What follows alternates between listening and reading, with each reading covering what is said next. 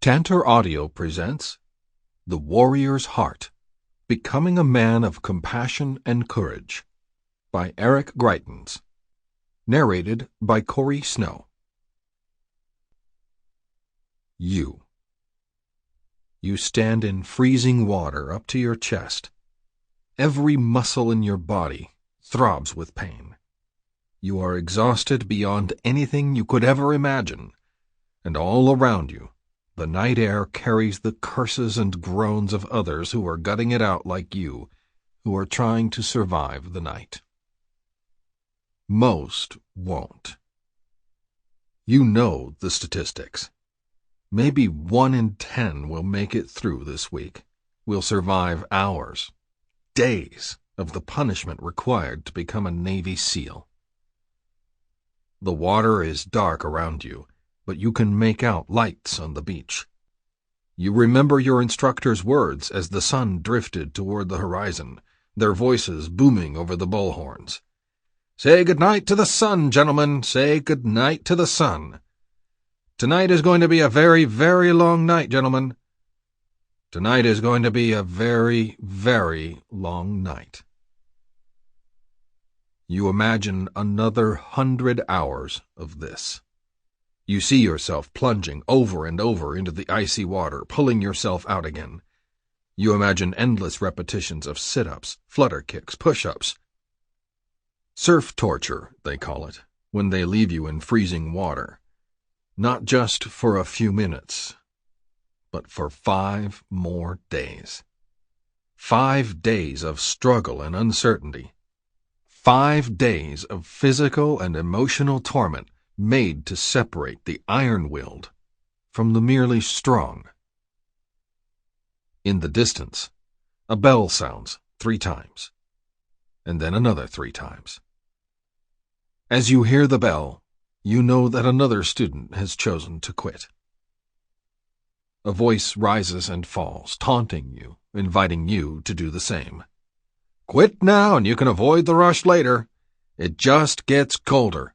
It just gets harder." One by one, sometimes in clusters, other students surrender. All around you they slog up out of the water, bodies shivering, clothes soaked. They climb up out of the ocean, walk up the sand hill, and they ring the bell. For them, it is the end. The others in your crew struggle along with you, and it's their companionship and their strength that buoys you. You are there for one another. You are a team, and you do not want to quit on your team. But you are bone-tired and shivering. You're afraid you'll never make it through this night, let alone an entire week. On shore stands a brightly lit tent. Others are gathered inside, their palms cupping mugs of warm coffee. They are wrapped in blankets, eating hamburgers. They are safe. You could be one of them. All you have to do is rise out of the icy water and walk toward the tent. It's easy. Students have been doing it all night. Just get up. Get out. Walk toward that bell. And quit. Then you could be warm and dry like the others. Then your stomach could be full and you could feel your fingers and toes again. All you have to do is get up, get out, ring the bell. What do you do? Adventure awaits. Goosebumps rose as my flashlight brightened the words in front of me. Beware and warning. This book is different from other books. You and you alone are in charge of what happens in this story. You are a deep-sea explorer searching for the famed lost city of Atlantis. This is your most challenging and dangerous mission. Fear and excitement are now your companions. At 2 a.m, I was supposed to be asleep, not hidden beneath my blanket, reading until my eyes grew sore and I passed out with my face mashed against a book cover. But as a kid growing up in Missouri, I couldn't get enough of these stories. The ones that put you right into the adventure, that pulled you into a vivid world and then asked you to decide which path to take. Should you investigate the mysterious underwater grotto, or stay in your submarine to analyze the odd bubbles rising from the canyon floor? Should you follow the call of the Himalayan Yeti, or return to the safety of base camp? Each choice scared and thrilled me. I gobbled the books whole, going back to redo any bad decisions that led to my untimely demise. Like many American kids, I grew up learning about a world populated by heroes. I read about Pericles, who built democracy in ancient Greece. I read about King Arthur and the medieval knights of the Round Table, who fought sorcerers and giants and protected the weak. And I read about great American heroes. George Washington, who crossed a frozen Delaware River and led America through revolution to victory. Abraham Lincoln, whose words at Gettysburg laid the Civil War dead to rest and called a nation to its duty. Martin Luther King, Jr., who announced to the world, "I have a dream," and inspired Americans to struggle for justice and dignity. I loved history, and I liked to imagine myself as part of it. But this rich view of the world also left me wondering where I fit in. My big fear was that God and my parents had made a terrible mistake, and that I'd been born in the wrong era, that the time for adventures had passed. I sat in the St. Louis Public Library and read stories of people discovering ancient cities and settling wild frontiers. I read about warriors, explorers, and activists. And then I'd stare out the window at a world that seemed very small and very safe. I was worried that all the corners of the earth had been explored, all the great battles fought. The famous people on TV were athletes and actresses and singers. What did they stand for? I wondered, had the time for heroes passed? My other fear was that I'd miss my chance at a meaningful life. My mom was an early childhood special education teacher, and my dad was an accountant. They'd told me, perhaps since kindergarten, that I should work hard so I could go to a place called college. College, they promised, was the ticket. I imagined the ticket as something golden and shiny, like a ticket for a train that would hurtle me to a place filled with adventures. As I understood it, they gave out tickets after high school, but if you wanted one, you had to have good grades. So in third grade, when I came home with a report card that read, Eric Greitens, handwriting, B-, I naturally asked my mom, "Will they still let me go to college?" She laughed and hugged me. My parents wanted me to treat others with kindness. They wanted me to be respectful. They wanted me to try hard and to be a team player. But while they cared about these character things, they didn't seem so concerned with whether or not I got great grades, especially at 8 years old. When my third-grade science fair experiment, involving tulips, soda, and my dad's beer, ended in catastrophe, I asked again, "Will they still let me go to college?" When at 10 years old I lit a pile of leaves on fire to keep myself warm while waiting for the school bus and managed to accidentally set a whole sewer full of dry leaves on fire, I asked, "Will they still let me go to college?" It was in college everyone told me over and over that I could pursue big dreams. College was the first step into the real world, where every great purpose could be pursued. In college, my adventures would really begin. Getting it right. My parents weren't rich, which meant I'd have to find a way to pay for college myself. As a kid, I didn't think about scholarships or loans. I thought about earning money. My dad had set up a savings account for me at the local credit union, and he'd show me the bank statement every month so I could see the bits of interest adding to my account. At any rate, I knew I'd have to start earning as much money as I could, as soon as I could, in order to get where I wanted to go. But how? At 10, I had limited options. I checked out some books from the library on how to run a small business, but I didn't find much inspiration there. For a while, I tried clipping coupons out of the newspaper and then selling them to adults for just a little less than the face value. But for all the clipping and walking around the neighborhood I did, I only made a few dimes each week. How else did kids make money? I racked my brain. Lemonade stand? I pictured myself sitting behind a cardboard box waiting for customers to appear. It seemed too boring. And how many thirsty people could I count on to walk by each day? No, I needed something more active, a job where I could seek out customers and persuade them to hire me. I settled on mowing lawns and raking leaves.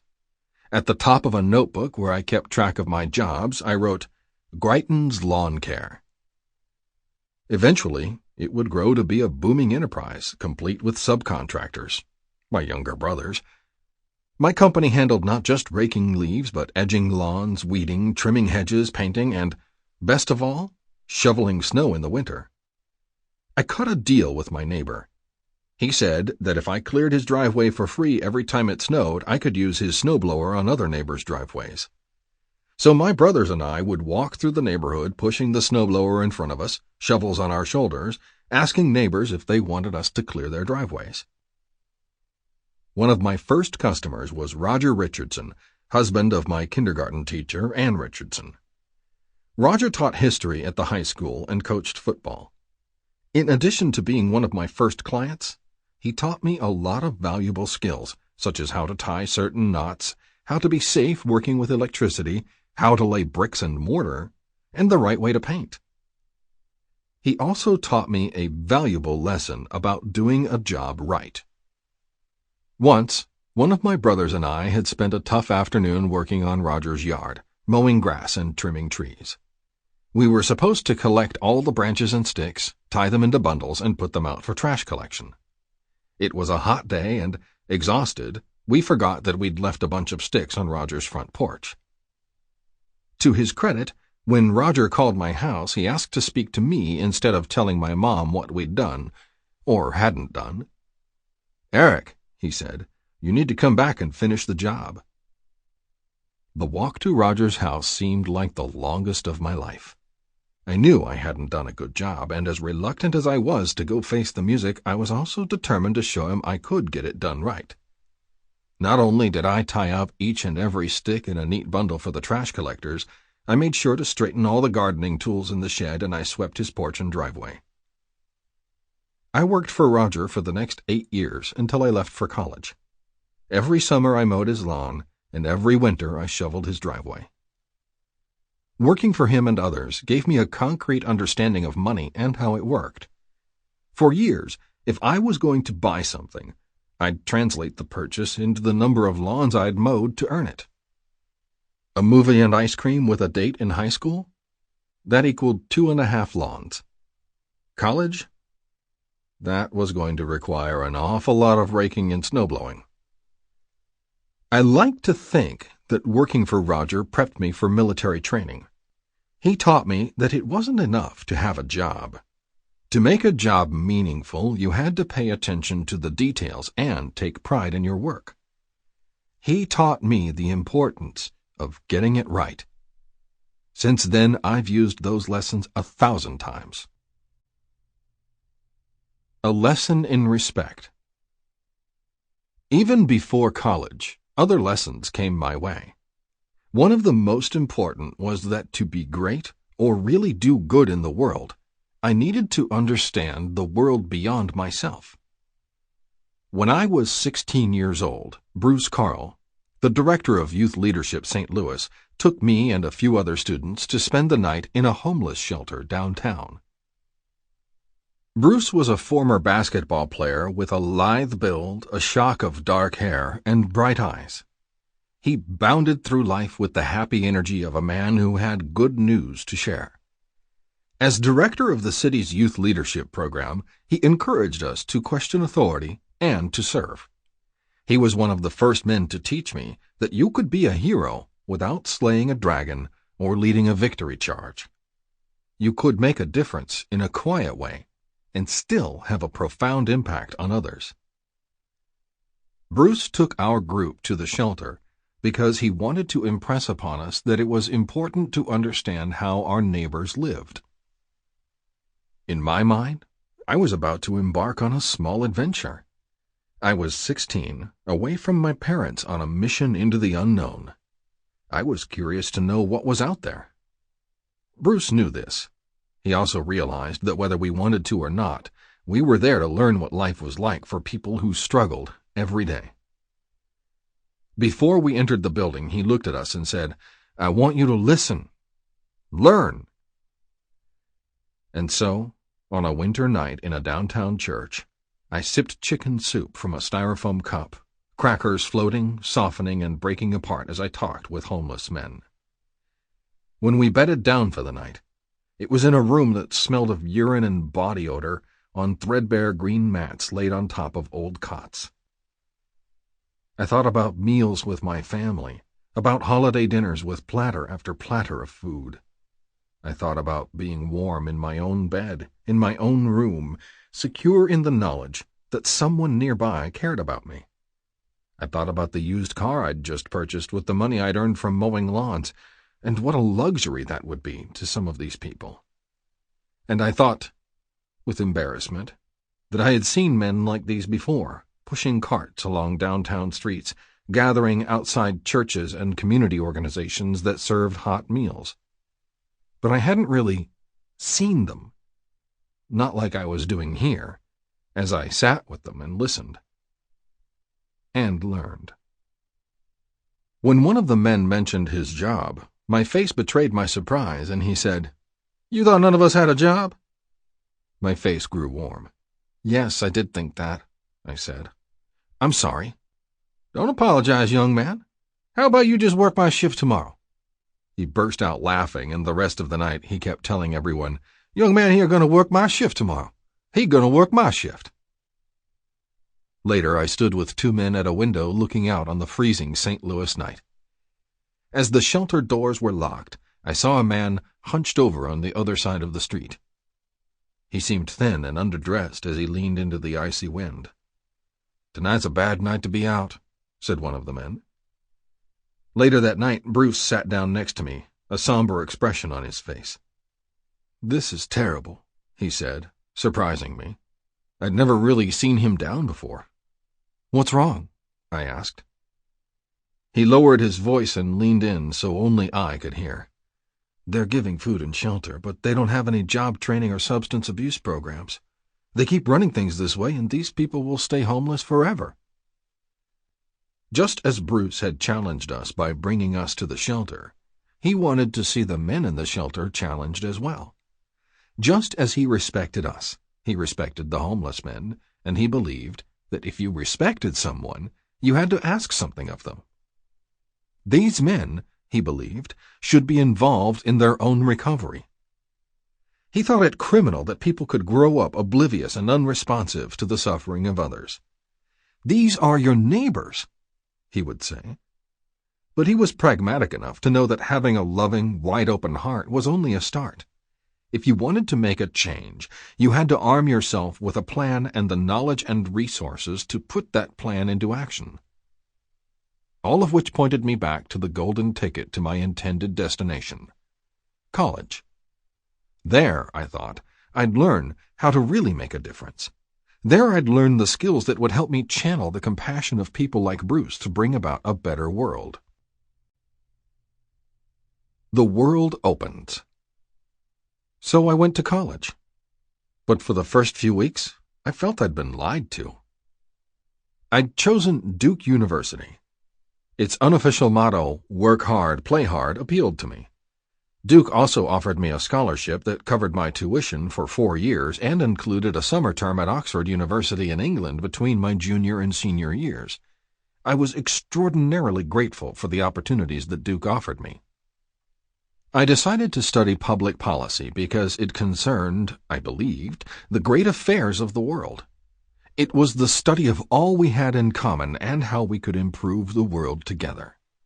I'd been lucky in elementary, junior high, and high school because so many of my teachers had taught us about other countries and cultures. They'd challenged us to debate social and political questions and to analyze America's role in the world and our way of life. Yet, in my first college class, Introduction to Public Policy Studies, the professor droned, "First we calculate the values of the proposed outcomes." He scratched a graph on the chalkboard. "Then we assess the probability of achieving those outcomes." He scratched again. "And then we multiply." He scratched a final time. "Now we know what decision to make." This was public policy? Great decisions about the fate of the world made through multiplication? When were we going to talk about how to live well, how to lead, what to fight for? How was I going to learn what I needed to know to help men like those I'd met in the shelter? I thought that in college we would dive into the deep pools of the world's wisdom. Instead, I was being taught how to plot decision trees. I struggled. I considered a new major. I talked with everyone who would meet with me. Pretty soon, I recognized that my journey wasn't going to be handed to me. I remembered the books I'd loved as a kid and realized I have to choose my own adventure. So I looked for opportunities, and one day I saw my chance. In the student newspaper, I discovered a notice about grants that were available to conduct independent study projects overseas during the summer. They'd give preference to applicants like me who had never been abroad before. I tucked the newspaper under my arm and walked to class. I felt eager, exhilarated. Suddenly, the expansive grounds and Gothic architecture of Duke looked more majestic to me, richer, the way things often look when you're about to leave them. The grant offered a chance to see the world. Where should I go? You. Naming names. You sit behind a long metal table at a police station in Beijing. The room is warm and empty, except for a filing cabinet, the table, and a couple of chairs. A lone light bulb dangles from a string over your head, casting dull shadows against the somber gray walls. 2 police officers, one in uniform, one in plain clothes, sit with you, urging you to take a cigarette from the pack they extend politely. They came to your dormitory room to get you, driving you to the station with your friend whom you hear crying in another room. You are more worried about her than you are about yourself, but you have no idea why you've been brought here, what will happen, or who you can call for help. The police question you about your job, about the English class you've been teaching to a small group of Chinese workers. The questions are simple at first, easy enough to answer. You tell them that you teach English and some grammar, that your friends and colleagues connected you with the job. The energy of the room focuses, turns sharper somehow. The uniformed officer asks, "Who in the class asks questions about American government?" They look at you expectantly. The sound of your friends crying grows louder. You see how to help yourself. All you have to do is give them the names of a few students, tell them what they want to know. Then you can probably leave. "Who in the class asks questions about freedom of speech?" asks the other officer. His eyes drill into you. Just a few names, that's all. Then you can get out of this oppressive room. Then you can go back to your dormitory, enjoy your last few days in China, and head back to the safety of home. What do you do? The other side of the world. Can you imagine caring so deeply about an ideal that you'd plant yourself in the path of an oncoming tank to defend your beliefs? Can you see yourself standing firm with thousands of other unarmed students while soldiers bear down with riot gear and guns?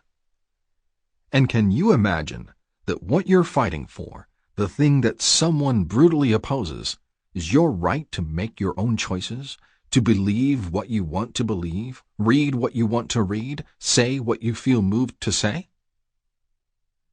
At 15 years old, I'd watched the massacre of Chinese students in Beijing on television.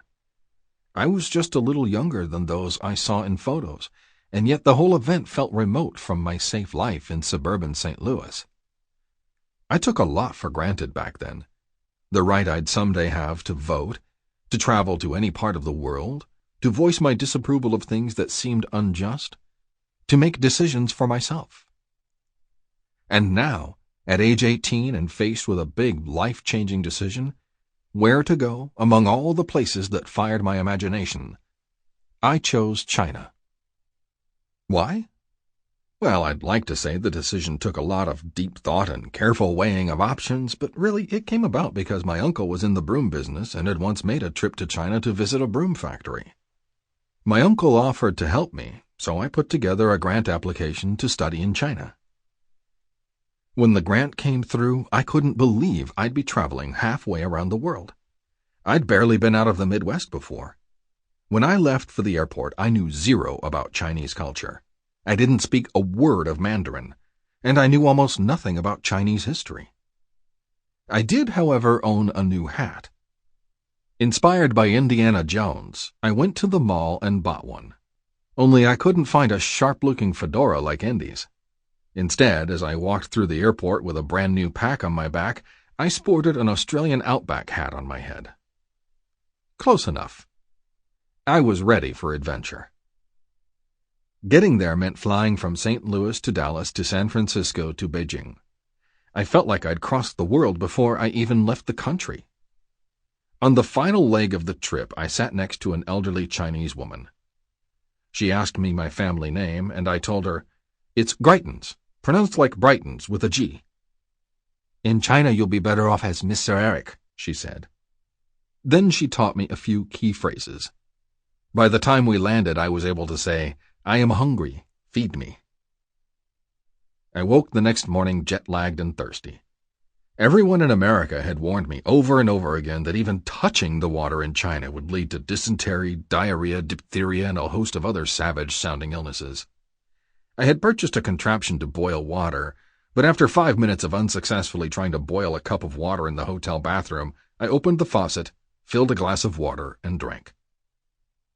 Before leaving for my trip, I had put my finger on a globe at the position of St. Louis, Missouri, and another finger on Beijing. Those inches took me more than a day's travel to accomplish. But now I stood on the other side of the world. A wide smile broke across my face. I went to the window and opened the curtains on a bright, beautiful Beijing day. I looked down on a street teeming with commuters pedaling bicycles. I was really here. I was abroad. I was traveling. The life I'd imagined, the one filled with remarkable moments and adventures, lay right before me. My plan was to go to Changchun, a city in the northeast of the country that I had heard referred to as China's Detroit because of its manufacturing. I would study China's emerging business sector, satisfying the academic requirements of the trip, and I would get to know the country. China had just begun to open to Western tourists, and Changchun was not a popular destination. With the exception of a few Germans at a Volkswagen plant, I met no other foreigners in the city. Changchun was sprawling, with wide avenues and thousands of pedestrians. Its population was more than 10 times that of St. Louis, and my trips to the factories were interesting, but I felt isolated there. My inability to speak Chinese kept me from interacting meaningfully with anyone. So when the receptionist at my hotel invited me to join her kung fu class, I happily accepted. I was ready for my next challenge. Kung Fu. We arrived at a school gymnasium at 4:30 the next morning. The shifu, meaning teacher-father in Chinese, was about 5 feet 5 inches of packed muscle beneath a gray crew cut.